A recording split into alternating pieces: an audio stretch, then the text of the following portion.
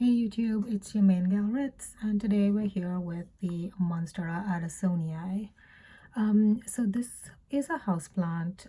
It grows in the tropics. It is rather rare from I would say from finding in a store standpoint. It's not extremely rare in a lot of people's homes, especially if you're a collector or you have like a lot of interesting plants, or you're just very into plants. It's pretty common, it's kind of well known. What's really great about these is that they're vining plants, and so they grow fairly quickly and well, even with just a few cuttings. So I want to take you into details about why it's special. Mostly it's because of the little holes in the leaves that you can see, and they will grow like that. They're called fenestrations, and when these plants start to grow, you will see that, let me find one right here, like these leaves will uncurl out, and so that's kind of how they grow. I have another leaf here which is kind of I guess it's dying back a little bit. So this leaf was kind of attached like this to this one, so it was like one and then it popped out as it was growing. But if you can see, there's another little guy coming out over here from the end, and so it's gonna keep growing from there. Let's start with soil. So any kind of well-draining soil is great for this plant. As you can see, I've got like a bunch of like peat stuff in there, and you don't need to put anything for aeration per se. Just make sure the soil is well, like it doesn't hold a lot of water, and I would say I water this guy about twice a week. It does get dry in my apartment, it does get pretty warm in my apartment, and so it kind of needs that kind of attention.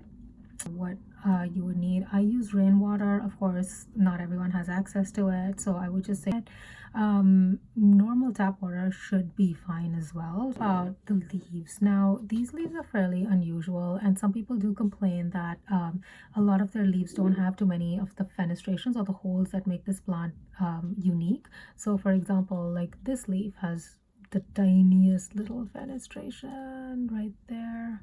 I'm not even sure if you can see that. It's like right here. And then this leaf has no fenestrations at all, and it's all on the same plant, and then a lot of the other leaves do have fenestrations.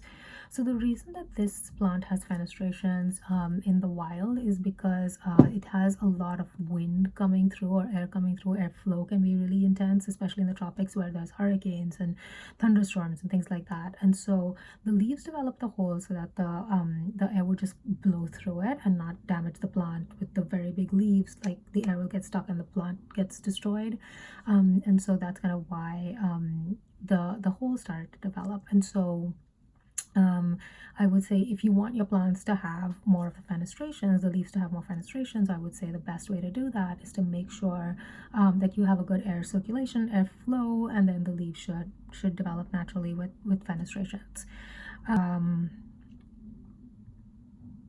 Pests.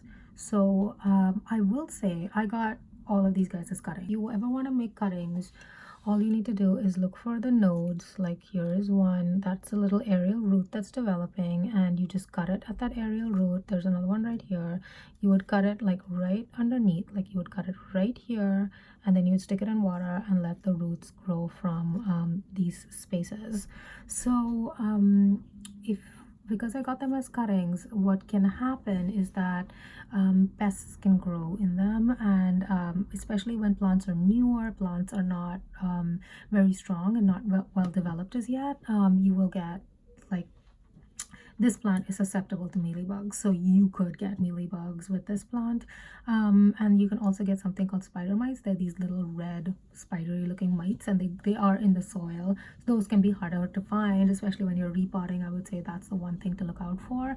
Make sure that there's no little red moving creatures in your soil. They're a little bit smaller than mealybugs, I would say. Mealybugs will destroy the entire plant though, so keep an eye out for them. If you see anything cottony and fuzzy and white on them, on the leaves, and make sure to check when you're checking for mealybugs. The spaces where they will hide will be in these little curls, like right here. So they will hide inside these curly leaves. They will hide underneath the leaves, so check underneath the leaves. They will hide in the little sections, like here, like there's these little sections. They'll hide in between or inside the little curlicules that protect the plant as it grows. And I can already see like 3 or 4 right here. I'm not sure if the camera is picking them up, but at the end of this leaf there's like 3 or 4 mealies, and so I'm gonna have to clean them off. I can do like a cleaning the mealybugs episode as well in case anyone wants to know how to do that. So I would say those are the two biggest pests for this plant.